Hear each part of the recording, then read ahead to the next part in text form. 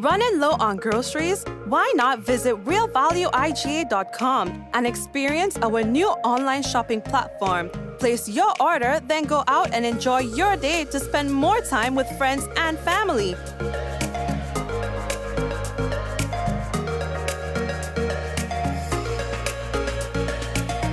Free delivery available within select locations or in-store pickup available. Sounds simple, right? It is. Stress less, live more with Real Value IGA online store, where good food begins. We support you at every stage of your life.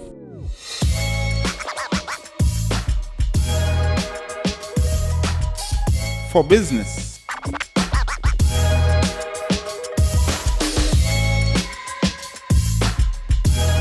for your education, for your financial freedom,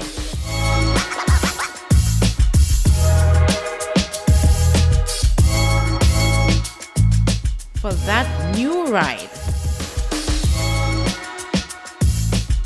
Upgrade your life with the Communal. Contact us today.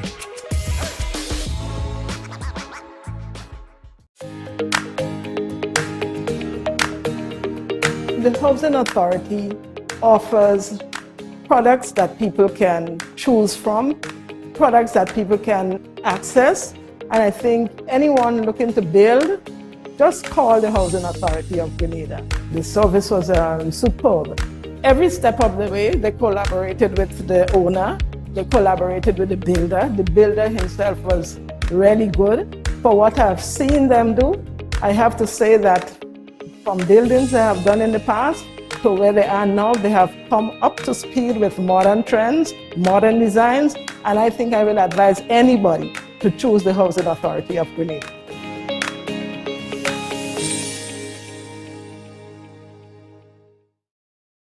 Diamond Intercontinental Jewelry Store now has amazing deals, special discounted prices on wedding sets, watches and selected jewelry. We sell top brand jewelry and watches like Citizen, Guess and Klein and G-Shock, all at the best prices in Grenada. We also buy scrap gold and offer the best deals and customer service on the island. Opening hours Mondays to Saturdays, 9:30 a.m. to 5 p.m. Diamond Intercontinental Jewelry Store, located at the Esplanade Mall, St. George's, Grenada. Visit our brand new remodeled store or call us on telephone number 414-3114, 232-1234 or WhatsApp 533-1581. Sale is on for a limited time only.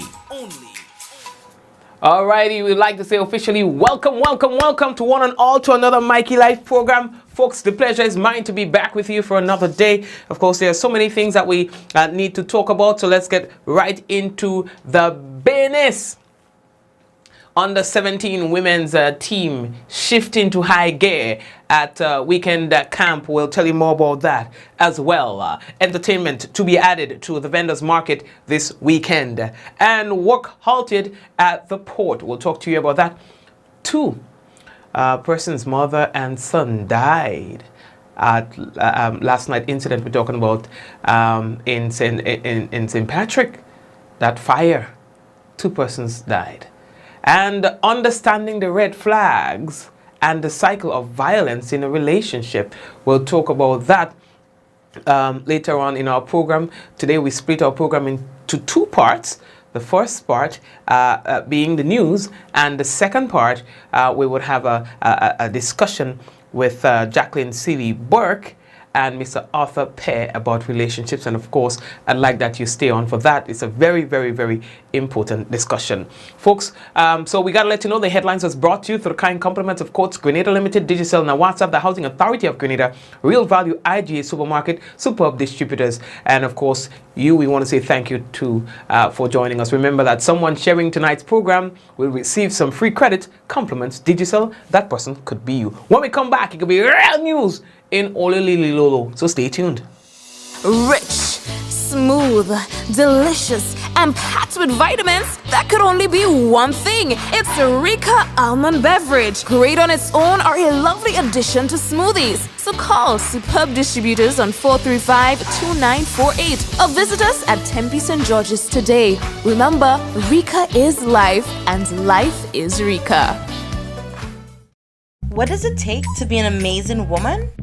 Lots of me time. Amazing women are classy, fancy, and a little sassy. It's the drink for me. Cheers! Sometimes you've got to show them who's boss. Alpha male? Nah, alpha females are more amazing. Cheers to securing the bag. We make time for ourselves, for work, friends, and we certainly make time for passion. We're simply amazing. Amazing cream liqueur for the amazing woman in you. The Nawasa app brings the power of Nawasa's customer service experience to you. Instant, conversational, and smart. Easy access anywhere. Get bill balance, transaction history for up to 6 months, report a fault, link to websites, view payment centers, contact information, push notifications, and multi-tenant accounts, all in a secure login platform. Like a self-service concierge app, mobile.nawasa.gd gets you the support you need much faster. Available on both Android and iOS platforms. mobile.nawasa.gd, your customer support companion. Nawasa, committed to meeting customers' needs. Yes, so again, we'd like to say officially welcome one and all. International cricket returns to Grenada. Catch the action in the third Apex Test match versus England from March 24th to the 28th at the National Cricket Stadium. Tickets start at $54 EC. And here's what, locals get a 50% discount online or at the box office. Senior citizens and the children get a 75% discount. I ain't even making it up. Now, tickets can be purchased at the National Cricket Stadium, the box office, and that's going to be from March 17, or in advance at windiescricket.com/tickets. Terms and conditions apply. And you must be fully vaccinated to attend matches, and the COVID-19 protocols will be in effect. All right. Okay, so what's the next thing that we have to tell all you about, boy? Oh, yes. So the first thing, well, the second thing that we want to tell all you about is the women, the under 17 women. You know, they're doing things. You know, I find that sports is doing really good. You understand? Things are bouncing back really nicely after so many 2 years and some of not having anything. We find now that things are kind of picking up, so that's good to know. So the under 17 women's team, they shift into high gear by, yeah, that's the national team. They participated in a team camp as the preparation kicks into high gear ahead of the CONCACAF Women's Championship in the Dominican Republic from the 23rd of April to the 8th of May 2022. Now, the team consisting of 25 young women were accompanied in the newly completed third floor of the GFA headquarters at Queen's Park under the stewardship of Coach Randy Boca. The team participated in a number of fitness, technical, and personal development sessions during the weekend camp. 16 teams are participating in the upcoming championships, and Grenada is in Group G along with the defending champs, the United States of America, Costa Rica, and Puerto Rico. The Spice Princesses had an automatic qualification to the final round of the competition, having been ranked number 15 in the Confederation. All right, Grenada, which hosted the tournament in 2016, commenced the training for this major event last year, in which the team had the opportunity to play friendly matches against Antigua under 17s. Similar practice opportunities will be secured in the coming weeks to give the team more playing time on the field. All right, okay, good. We are moving on. Organizers of the St. David Vendors Market says this coming Saturday will be one with a difference. Along with the regular selling of produce and products, entertainment will be added to the mix. St. David's Vendors Market, which has been in existence for about 3 years, gives farmers and other small business operators in the area an opportunity to sell their produce. And I know they were at one location and they changed the location and things like that. Well, I'm in the parish now, so I'm in parish. Once the dust settles, they will hear me get more involved in the thing. God is my place, but I've moved. I've since moved to St. David's. Well, on the border of St. David's and St. George's, but more of St. David's. The border is right there. Listen, right, like the border just crossed. So, if I build my house a little bigger, I'll be part in St. George's and part in St. David's. But anyway, I go in St. David's, Leos here. You know what I mean? I will make sure we get return and everything, once the dust settles. But Guave is my place.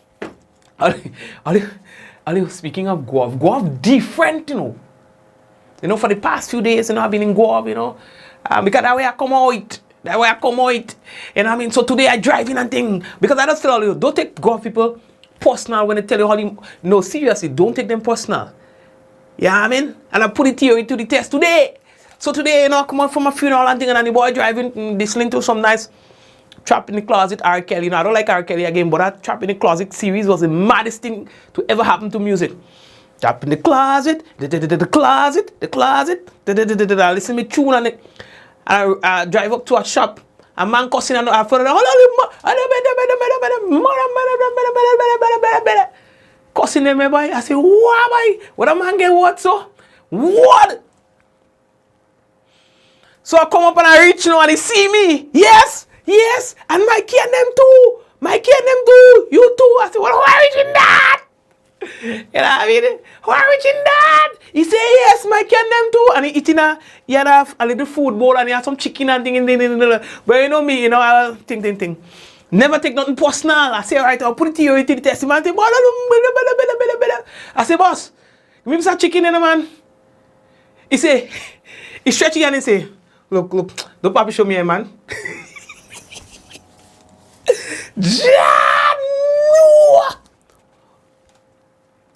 Don't take the people personal when they tell all they don't mean nothing. That's how the people is. Nothing personal. It's one of the best places in the world. The people different. They go tell you how and they go still offer you a glass of water. I tell you all of that, dog. I tell you, the man say, Mikey and them all I say, boss, give me a piece of chicken, man. He say, look, man, watch, don't papi show me, man. Anyway, lately that piece, how we looking? Oh, yeah. So it was like a dramatic today and he put workers under the Grenada Technical and Allied Workers Union, the GTAU, withheld their labor for a bit at the afternoon. You understand? And the port boy, nothing going on. They were disgruntled over the manner in which a fellow port worker was handled by a member of the Royal Grenada Police Force. There's some kind of investigation and this about whatever the business is. I don't know. Now the president, Andre Lewis, in dialogue with the media this afternoon, he was saying that the manner in which he was carried away and things like that, it was cause for concern. They didn't like it. You understand? They don't like it. He indicated that the handling of the matters matters like these was already discussed with the Ministry of Labor. Now Lewis says that the union is concerned about the damage to the reputation of the worker that may arise out of that little incident. Yeah, we have to. I was saying we have to. Yeah, I mean, come on. Based on who it is and things, I handling people in a kind of different way, and based on what it is, what is happening too, what and where, and the incident and whether or not it warrants, certain behaviors and things like that. No police are coming for me. Don't show you dog. Nah, man, I'll call me by. If you see I put on like a crime one day, well, I don't know what will be the nature of it because I know I would never thief. Hit somebody. Oh, nah, I'm going to make a jail for me, Moit. I'm going to make a jail for me, Moit. So if one day you see I say something wrong and all that come for me, yo, send all the highest ranking officer that don't come and give me no ride in no van because you don't see me driving no van. You know, I said, I want leather seat and them gonna be this. And I serious, I want leather, I couldn't see that.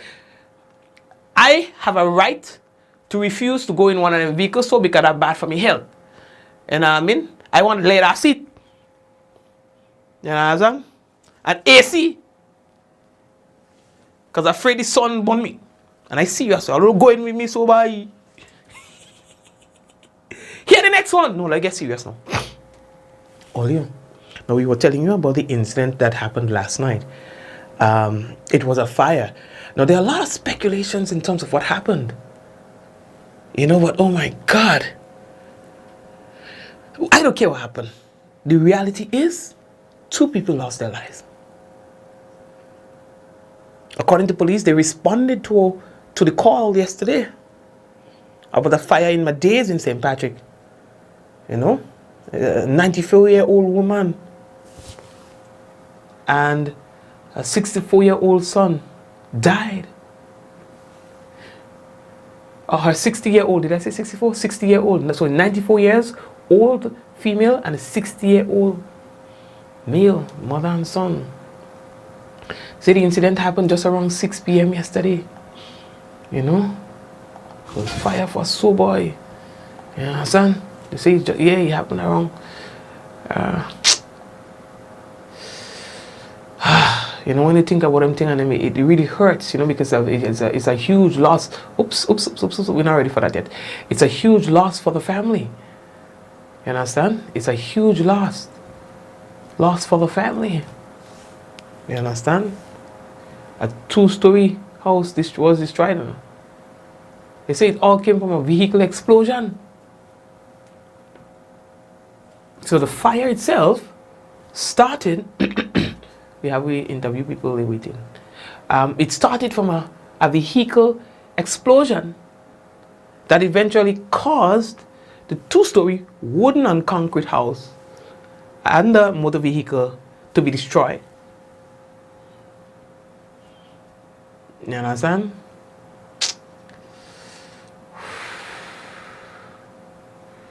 Now, police say that the public could be assured that a full-scale investigation has been launched into circumstances surrounding the tragic and unfortunate event.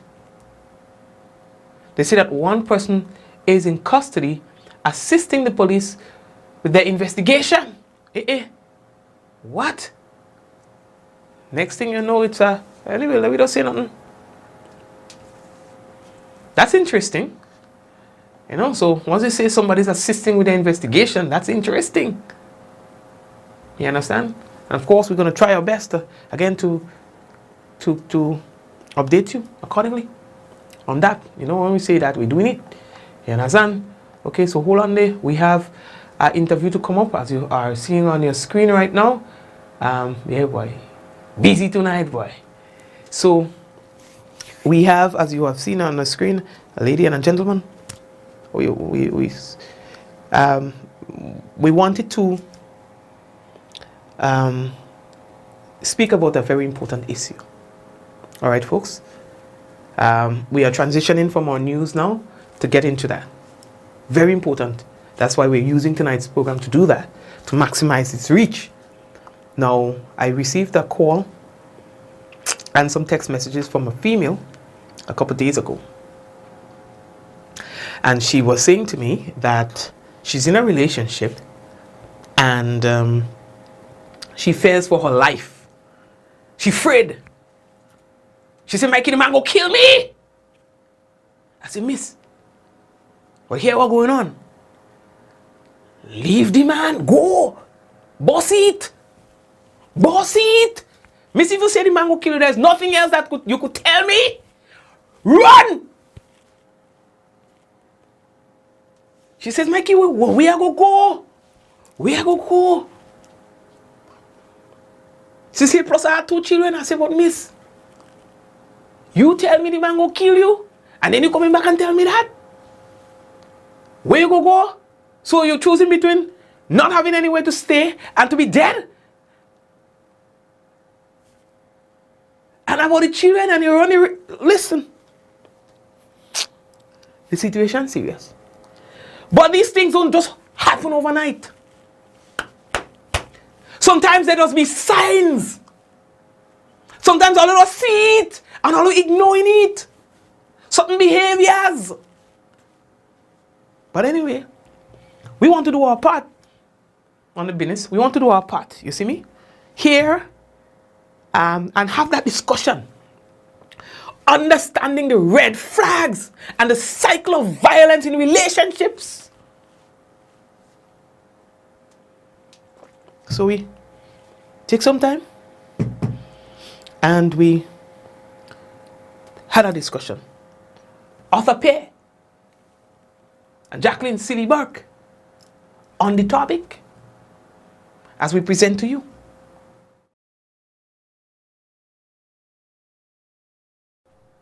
And so we'd like to say hello and welcome to everyone tuned in on today's program. Well, already you see that I have guests with me today. And of course, we've been telling you about this program. It's a very interesting one.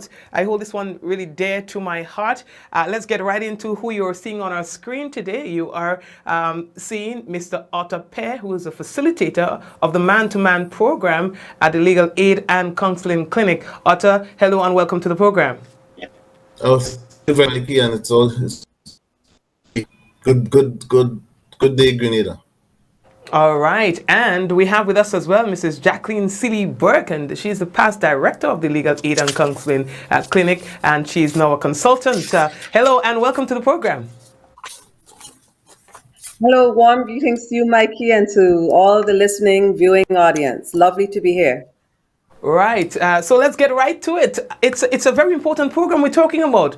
Understanding the red flags and the cycle of violence in a relationship. And of course, many of us would at least know someone who has been in abusive relationships, relationships where there is violence. All right, and we're going to be talking about healthy versus unhealthy intimate partner relationships. So let's take it away. And I'll talk to Mrs. Burke first. Could you tell us briefly what are the essential ingredients for a healthy relationship?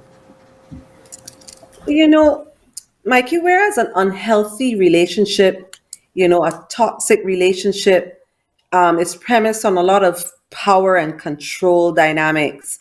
A healthy relationship is grounded in equality and in mutual respect, So, you would treat the person as your equal.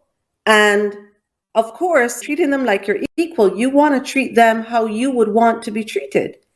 So you'd be striving in a healthy relationship for things like, as I said, mutual respect, honesty. You'll be striving for being supportive of your partner, supporting their dreams, their aspirations.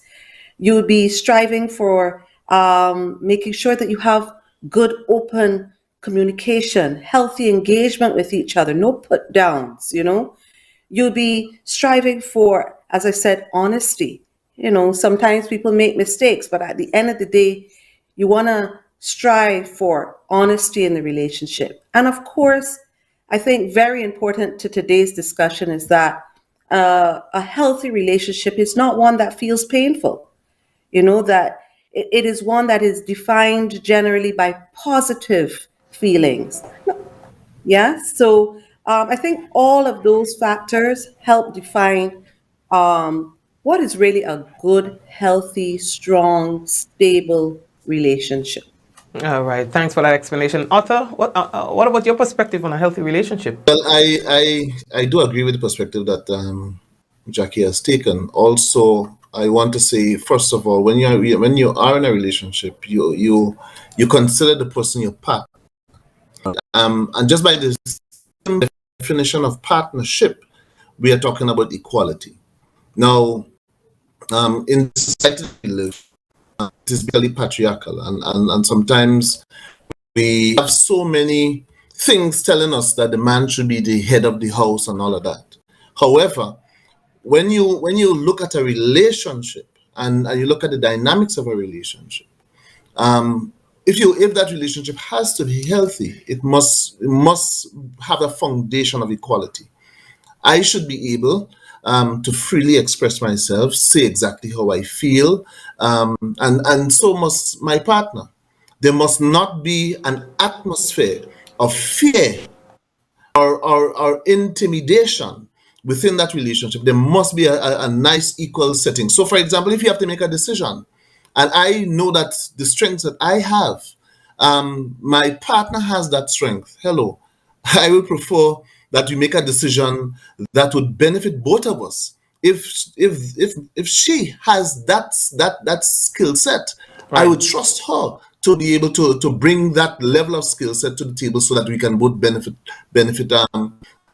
have the best benefit that we can from the relationship. So we must look at relationship in that perspective and understand that each of us, we come into the relationship, we have strengths, we have weaknesses, and we can complement those things so that you can have a relationship. All right. Thanks for that. And I And think I wanted to add there, Mike, sure. people think that relationships are all about, you know, these beautiful butterfly type feelings for each other and whatnot. But there's also a sense of responsibility that you're supposed to bring to a healthy relationship. And that sense of responsibility, sometimes it can feel burdensome. It's not always it's not always feeling really happy and oh God, happy go lucky. Let's just run off into the sunset. Sometimes that sense of responsibility, those duties that we have to each other, where I'm looking out for you, you're looking out for me. I watch your back, you watch my back. I try to be mindful of the things that I know you do not like because you're going to be mindful of the things that I don't like. So there's a reciprocal kind of duty almost to each other to be mindful, to be sensitive to each other's needs. Right. And what would you say with regards to the red flags? What are some of the warning signs that a relationship may not be a healthy one? Well, one of the sort of most glaring flags, Mikey, is this need to control, this need to be in charge, this need to be domineering. Yes, that is generally rooted in some insecurity. And then with that comes the possessiveness, I I want you to myself, right? Why do you need to talk to others? Why do you even need to talk to your family and have this circle of friends? Jealousy comes with that as well. Highly critical. When I was direct at Legal Aid and Counseling Clinic, one of the common themes that we saw in these unhealthy, abusive relationships was that the partner could never satisfy the other person. There was always something wrong. Highly critical. Lack of respect for your views and for your preferences. What you think, right, matters not or matters very, very little. And linked to all of this, isolation from others. We found that people who were in unhealthy, abusive relationships could not point to social clubs that they were a part of, could not point to tight circles of friends that they were a part of, because over time, with the possessiveness, they become very, very isolated. So, I mean, of course, there are a number of red flags, but if I had to point to some of the more significant ones, I'm sure Arthur might be able to add to that list. That's what I'd see. All right, Arthur. One of the, of course, I do agree with what Jackie said, but another glaring one is intimidation. So, for example, in every relationship, you you will have conflict. Okay. However, if that conflict begins to spiral out to a situation where one person begins to put you down and call you names and make you belittle you and then begin to threaten you, we have problems. Over the years, what I've noticed is that a number of the men who come for assistance at the legal aid and counseling clinic, for example, sent by the court, hear the amount of phones that they destroyed, the smashing of the phone in anger, the smashing of the television, the smashing of wares and so, and that sends some degree of fear in a relationship. So whenever you have a conflict and you see persons beginning to exhibit those sort of behaviors, it is a red flag. Another thing is just want to know exactly where, what time you're coming back, who you're talking to on the phone, and it is a consistent, persistent kind of a behavior, demanding certain things. Those are some serious red flags. Okay, those are some serious red flags. Mikey, I wanted to add a little story to that. I remember when I was director at Legal Aid, one of the most, it's so memorable for me. It stayed with me because of how powerful. I mean, it was subtle, but so powerful and so damaging. It really, shook the victim. She's saying to me that her partner was getting increasingly abusive. But on this particular occasion, he never hit her. He didn't say anything. He didn't cuss, But what he did was right after they finished quarreling, he went into the yard. He picked up a shovel. He went in the yard and he just started digging a hole, And she's coming out and she's saying, well, what are you doing? What are you doing? He's not responding, And she's telling me, Miss Book, I know he's telling me that he's going to kill me, that he's digging my grave, right? And so when Arthur spoke about intimidation, sometimes the intimidation can be subtle, right? Where people want to be able to say to the police, well, I ain't tell her nothing. I ain't threaten her. Right. I ain't say a word, right? But clearly sending a sign that watch yourself, And with that, there's one other thing I want to add, and that is the issue of economic power. Now, you have a lot of relationships that the man might be just the only breadwinner.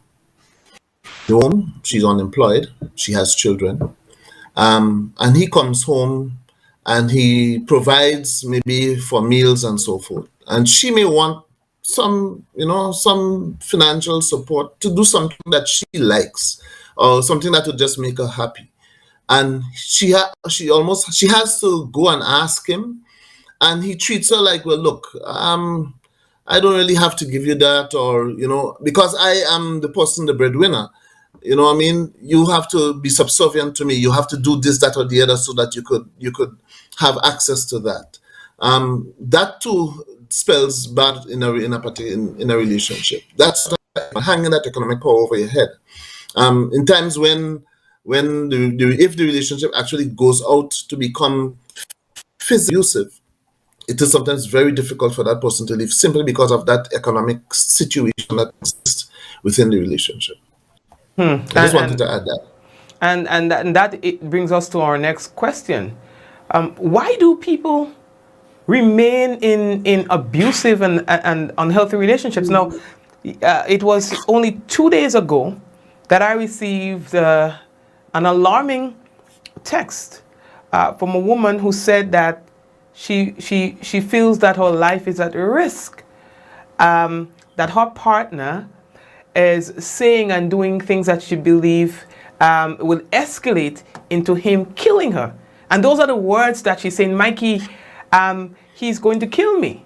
And I'm saying, okay, well, leave or get the police involved and things like that to her.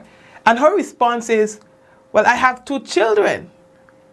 And one of them is a baby. So help me to understand this. If I may, a lot of times, from a pure psychological point of view, a lot of times women feel that the man will change, or they may have the power to change him. You know, he was angry, and so, but he hit me now, and he's sorry.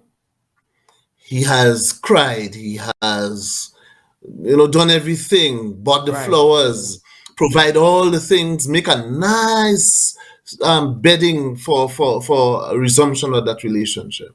And sometimes the woman feels that if she was treated so specially, that okay, let me just forgive him and give him a second chance, because relationship, it is our family, it is our marriage, and I wonder what people go say and all of that. But sometimes our victims are sometimes so fearful and believe that they could do what to make sure that that person changes, and that too is part of the cycle of violence, where we have that blow, where we have the confusion and the slapping and the hitting and the destroying of things, and then we go now to that honeymoon period where he tries to patch it up, and even he might even say, look, he tell his friends, you hear things, but that's not true, and never hit. Is just a little push I give her, and so forth. Belittling and behaving like if it never rests. But that basically continues in a cycle, and it creates a real problem. All right, Jackie. I think too, you have to remember that what distinguishes these relationships from other relationships is the intimacy. Yes?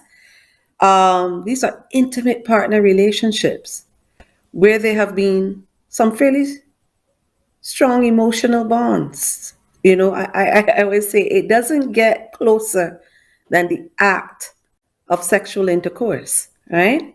And so once people have sort of started that type of relationship with the physical intimacy combined with the emotional, psychological sort of connection, it changes the dynamics of the relationship. So ordinarily, if a stranger hits you, if a stranger tells you that you're stupid and you're fat and you're no good, right? You're not gonna take that from a stranger. But because of the nature of that relationship and all of the connections that come with it, the love, the children, the economic dependence, the fact that we have assets together. So I have women telling me, "But Miss Book, right? I put money in that boat that he going out with. I put money in that bus that he driving. I put everything I have in that." And that is what we live on. We live on the fish that we go and sell, or we live on the proceeds from the bus he driving. So if I go now, how are you going to, right? So, and then to the expectations that come with intimate partner relationships, that Arthur has touched on, the societal expectations, not just her personal expectations, but the expectations that people have in her church. Where you That's hear, right. especially if you're married, till death do us part. You're Yeah. supposed to struggle through. You're supposed to grind and bear it and see how you could pray through this. Yes? So there are these expectations, the expectations of your family. Sometimes you married him or you went with him and the family was there telling you from the very beginning, he ain't no good. Don't go with him. But you went there. And now you're feeling, and the family is making you feel that you make your bed, so lie in it, right? You got to take it right through to its logical conclusion. And so it's very complex. When I hear people say, oh, she's staying because she liked the licks, it gets me quite upset because I don't know people who like licks, It's far more complicated than that. So somebody's watching this program and who wants to know how they can get out of such a relationship, understanding all the dynamics. What advice would you give to them, and are there systems that are set up to assist people like the scenario that we give, a single, a woman, 2 children, dependent on the partner as a breadwinner, but he's very abusive, and they think that their life is at risk. Where can they go? What can they do to better the situation? I would say, first of all, they have to determine the level of the risk that they are confronting, right? They will know for themselves how risky is this situation? How imminent is this harm? Is there risk to life and limb? And if there is, then there's no room for waiting to speak to anyone. There's no room for negotiating that violence, anything like that. You have to get out and get out quickly. Devise your safety plan for getting out, right? So I always say to victims, think carefully about that move, make sure you do it strategically, and get out. If the violence is not imminent, then you can think about things like, okay, I'm going to have to tell some people. I have to tell people what is going on. Because abusers, they prey, Mikey, on the Absolutely. silence of the victim, right? Right. They tell her she better not tell anybody, because they know that the more people that know, the more eyes are on the abusive behavior. So tell people, let your friends know, let your family know. It's not embarrassing because you ain't doing nothing. Yes? And then if an offense has been committed, right, you have to think about reporting this to the relevant authorities, police. Because you know what? Even if you leave the abuse, this is an abusive person. There's going to be another victim and another victim and another victim, right? And so we have a responsibility, we have a social responsibility to other people who live in our communities and in our society to ensure that the law can intervene and prevent further violence. So we should report it. And then lastly, if you think you're in a relationship that's unhealthy, but you're not feeling as though there's this imminent harm that you're confronting, that and you're still hoping to work on the relationship, because it's an unhealthy one. You're seeing some of the signs that we spoke about, but you're not feeling as though you're at risk. Then, there's counseling, partners counseling. There's also, where the relationship has got abusive, counseling that you can go to for yourself, right? Empowerment of yourself. And I often hear victims say to me, well, Miss Burke, can he come to the counseling with me? And I'm saying, if he is abusive of you, right, you don't need partner counseling. He has to take responsibility for his abuse. And you have to work on your healing, on getting empowered and feeling healthy enough to proceed with your life as normal as you can. All right, well said. Arthur, you want to? I just want to add just one thing, and Ms. Burke spoke about it, and that's a plan. If that relationship is threatening, you need to have a comprehensive plan on how you're going to get out, and get out safely, and get out with some degree of self-support. Telling somebody is critical. Telling somebody about the situation is critical. You need to be able to share that information. A lot of times are very, very secretive, simply because of the tradition and how the relationship is. Now, a couple of things that you need to have in your plan is financial support. Is pack a bag, knowing exactly where you're going, having persons to give you support. Where if you leave, how they are going to support, what kind of support you would need, and how are they going to support you. There are times, of course, Ms. Buck talk about that, where you may have to get legal advice, where you, if in case of a marriage, where you have to maybe have a restriction put on the person and all of that. So those are things that you have to consider. And I know that the Legal Aid and Counseling Clinic can offer those sort of support and offer those sort of advice to persons who, might be in a relationship and having problems. All right. Too often we see, in our country, where women are beaten and sometimes even killed simply because, some of them did not really reach out, or sometimes those that they reach out to couldn't really help them in the situation that they found themselves in. Right. Okay. Mikey, I'm almost feeling a little concerned about the fact that we're talking about he and she, with she as the victim and he as the thing. I want right? 2 quick points. That men can also be victims in intimate partner relationships. But I think it would be remiss of us, especially given the fact that Grencha, has to some extent really supported this public sensitization initiative, is that you can have, and we do have, unhealthy, abusive, same-sex relationships. Yes?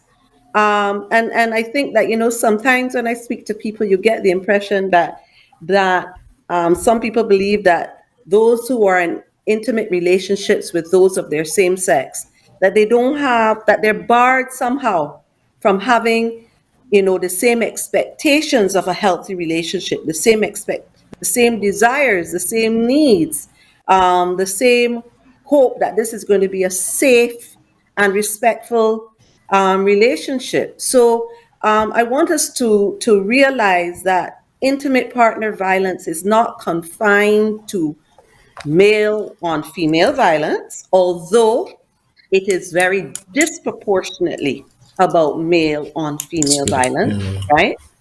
But also that it's not confined to heterosexual relationships. Yes, and that everyone who is in an intimate partner relationship they have the right to expect a violent free life, right? And we should not have any different sort of standards or expectations of one relationship versus another when it comes to keeping people safe. All right. Thanks for adding that in. What about Grenada? In the context of Grenada, do you see that there are those sort of violent relationships, and how prevalent would you say it is? Well, I would say that the issue of interpartner violence, intimate partner violence, it is very prevalent. From since 2007, I've been involved with the Legal Aid and Counseling Clinic with a program called Partner Peace, a man-to-man program, where the court would send perpetrators of domestic violence, male perpetrators of domestic violence, to a mandatory 16-week training to really examine some of the issues and offer alternatives in terms of behavior and alternatives as it relates to violence. And we have served we would have had certainly more than 700 or 1,000 plus men passing through the man program.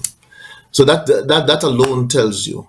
Sometimes you have about 2 cycles per year where a number of persons come in. Okay, I don't have the statistics as it relates to what happened, but definitely that we do have that as a very, very serious problem. The data is there. I mean, we have the data from the Royal Grenada Police Force of just even reports of domestic violence. For 2019, it was over 1,300 cases of domestic violence reported to the RGPF that year. And I stress reported because we know the studies tell us very, very emphatically, they tell us that only a fraction of the actual number of cases, the incidence of it, only a fraction of those cases are reported for many of the reasons that we have discussed, that people see it as a private matter, that they're embarrassed, that they're hopeful that the relationship would somehow get, would become healthy again. So we're talking 1,300 plus reported cases of this kind of violence. And then very recently, I think it was in 2018, there was a survey done. It was called the Women's Health and Life Experiences Study.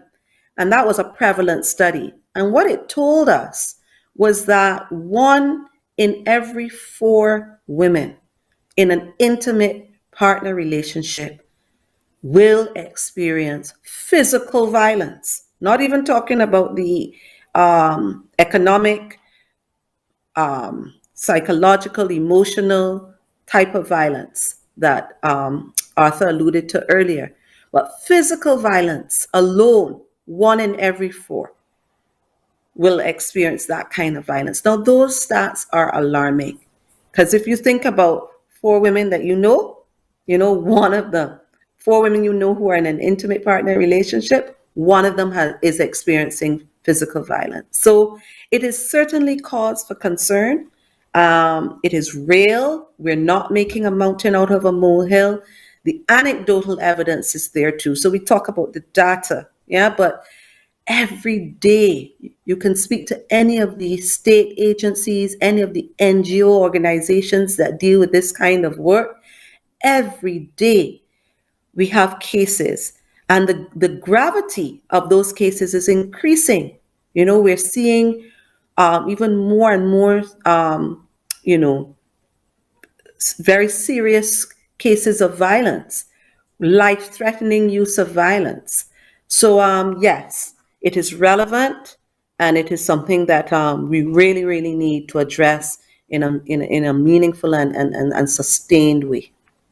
And just before we wrap up, I'm curious to know, how does this relationship violence affect, say, that the nuclear family environment where there are children, or even the extended? What kind of effect it would have on the people who are experiencing, who are seeing these abuse, or probably not even seeing it, but of course the effects of it affects them. Yep. Children, as far as I'm concerned, while we look at women being the actual victim, but children, that sort of passive victim there, you have to understand that when a child grows up within a home, that is his or her security. It's a child, so the child depends on the parents, it depends on the mother, it depends on the father, and there is that nice security that is there for the child to flourish and to grow and to develop. If that is broken, and that is broken violently, with that child's mind, I think we are somewhat losing Arthur a bit. anything What I want that maybe normal children do, you have issues of bedwetting, their learning capabilities, and so all of those things are affected. If you have the extrovert, they look for attention, they become violent themselves, and those are you'll find that, for example, your child going to school, the family is unstable, there's problems at the home, that child begins to give trouble at school, and for the want of teachers, they don't understand why, until you may have to go into a little bit further to find out exactly what's happening. And of course there is certainly need for intervention to create some sort of stability in that child's life. But it really rocks children, and it really affects their learning, their physical development, their interaction with other persons.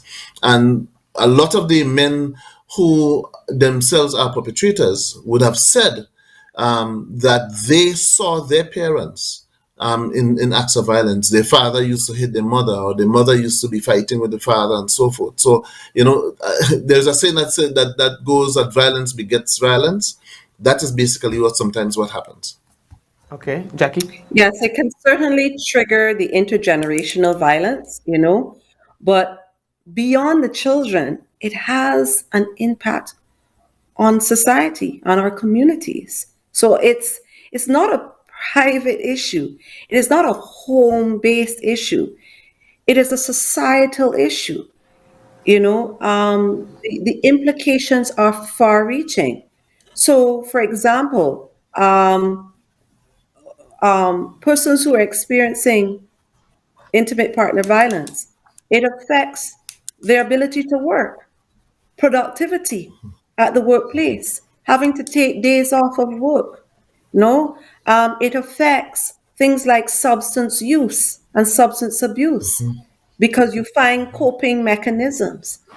It compromises our health system, right? Because of people having to access these types of services, getting help, going up to the hospital. You're putting some pressure on our health system. So this is not just um, a man woman issue or even a man woman child issue. Yes, this is a much broader issue, and that's why we say it has public health ramifications as Implications. well. And that is why we, as an entire community, as an entire society, as a country, we have to be invested in this issue and invested in finding long-term solutions. Solutions. All right, well said. And we have exhausted our time, and so I'll give you again an opportunity if you thought there's something that we needed to cover that we didn't, to do so right now. We'll start with Mrs. Burke, and then we'll close off with Arthur.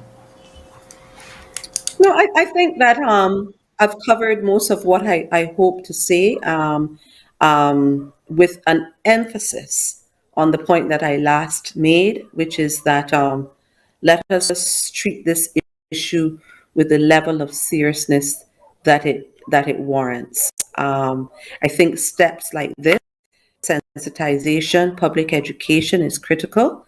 So we thank you, Mikey, for playing your role, in seeing how we can get the message out, because prevention is very important. If someone is listening to this show today, and they sort of recognize some of these signs, some of these red flags, some of these warning signs, maybe there's a light bulb moment for them, and maybe we've been able to save someone from a lot more pain and potentially loss of life. So I think that bringing the whole community into this and ensuring that we have all hands on deck is vitally important. All right, thank you. Well said, Arthur. Yes, I would just want to say that there is help for persons who might be going through the issue of intimate partner violence. For men, you can, if you need to check yourself, see what are some of the issues. I know that many times men don't like to go and sit and talk about their problems. We talk about everything else, but we don't really focus and do the introspection, focus on ourselves and see how we can better ourselves. Grenchap is there to be able to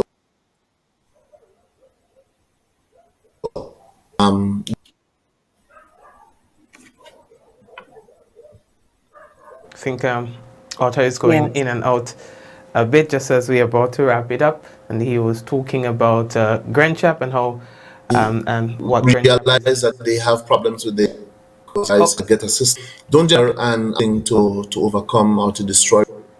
Okay, Arthur, we just lost you a bit when you started to talk about Grenchap.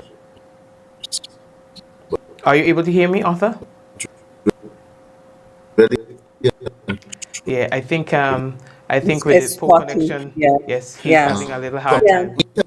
I think the really important message there is that there are resources out there in the community, at both the non-governmental level with entities like Legal Aid and Counseling Clinic, GrenChat, GNow, And then there's the state entities. You know, the Ministry of Social Development has the gender-based violence unit.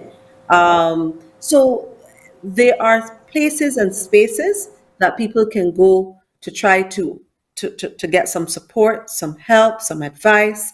And I think we should make full use of what's out there. I'm not saying that it's a perfect setup that exists, but you know, when you're dealing with these kinds of issues, on to any help that you can get so that you're not doing this on your own. All right. Thank you again. Thank you again. Arthur, are you back with us? Arthur? Yeah, I realize that yes, you hearing me? Are you? Yes, we're hearing you. Yes, we lost you once you started talking about Grenchap. Right. Yeah, I realize. Yes, I realize that. But I think those entities that persons can want to get help, you know, really, really reach out and get help so that. Thank you much for having us. I also want to thank Chap and all those who ensured that we have had such a program like this. All right. Well, thanks again. Thank you again for showing up today for this program. Jacqueline, Celie Burke, and Mr. Arthur Pay. It's been a pleasure. This is a very interesting conversation that we should keep going. Of course, to you, the viewers, just know that you are not alone in this fight, and there are organizations that are there. The Legal Aid and Counseling Clinic, as you would have heard, the Royal Grenada Police Force. There's also the Special Victims Unit, arm of the Royal Grenada Police Force. There is Grenchap and many other organizations that are there for you. All right.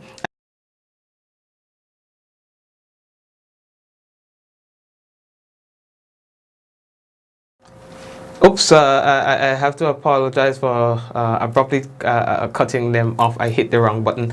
But again, as we were saying, that there are a lot of organizations that are there that can afford support to persons who might be in need. I saw somebody was asking the question of housing. There is something I know that is in place, and so you can liaise, or you can call any of the organizations that we mentioned, and they will point you in the right direction. Of course, we will continue to try to see if we can continue to have programs like these. And you realize that when this serious topic comes around, not many people show that level of interest, and that's the difficulty of having those programs consistently. You know, is as to whether or not, I mean, the science, sometimes you see it, do people really want to hear that kind of stuff? You know, it's important stuff, and they are going to be the same people who complain that there is not enough being done about the situations. But when the help comes in these forms, they run away from it. You know, but anyway, it is what it is. So, folks, we have come to the end of tonight's program. Sorry. Let's just do our regular wrap up first, taking a look at the weather, and we can tell you that the weather is expected to be partly cloudy with few brief showers. Minimum temperature tonight, 24.5 degrees Celsius. Winds northeasterly to easterly at 8 to 18 miles per hour. Seas moderate to rough, waves 6 to 9 feet in northeasterly to easterly swells. A marine advisory remains in effect. And the weather for Friday, we can tell you that the weather is expected to be partly cloudy and windy with few brief showers, becoming generally fair during the afternoon, becoming partly cloudy overnight with few brief showers. Maximum temperature for Friday, 30 degrees Celsius, minimum 24 degrees Celsius. Winds northeasterly to easterly at 15 to 25 miles per hour. Seas moderate to rough, waves 6 to 9 feet in northeasterly to easterly swells. A marine advisory is in effect. And that's your weather report. And we want to say hello to all the folks who are currently tuned in on YouTube. We have quite a bit of you logged in on YouTube, so we want to say hello to you and thank you for joining us. Ezran is there, Rita, Suzanne, Velma. We have a crowd on YouTube, by the way. You know, we have a nice little crowd on YouTube. Tallman, and everyone else I see there. Saraya. I say Suzanne already, right?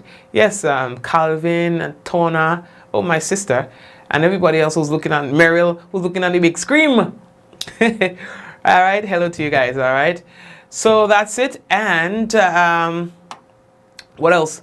Those of you who are on Facebook, You know who you are, but of course you want to hear your name. So Brenda, Jennifer, Dilla, Zaka, Rita, Cynthia, Pearl, Claire, Michelle, Sally Ann, Java again, Kathy, the Campbell. All right, so big up to the Campbells. Who else? We have Joyous. We have Simone. Hi, how are you doing, Simone? Blessings to you. All right, praise and worship, and everyone else, man. I want to say hello to you, right? Sylvia, Earlis, and the crew. Hello to you. All right, and we'll Val. What's happening? Thanks to you, all right, bro. Kirin, yes, hello to you. Blessings. Shirin. Yeah, I see you, man. I see you, Shirin. Ansha and Celine. So everyone else, Eunice, I see you there as well. So all take care of yourself, you know. Liz, blessings too. Take care of yourself. We'll touch base tomorrow. Let's go. In 5, 4, 3, 2, 1, we all say, Ja. No.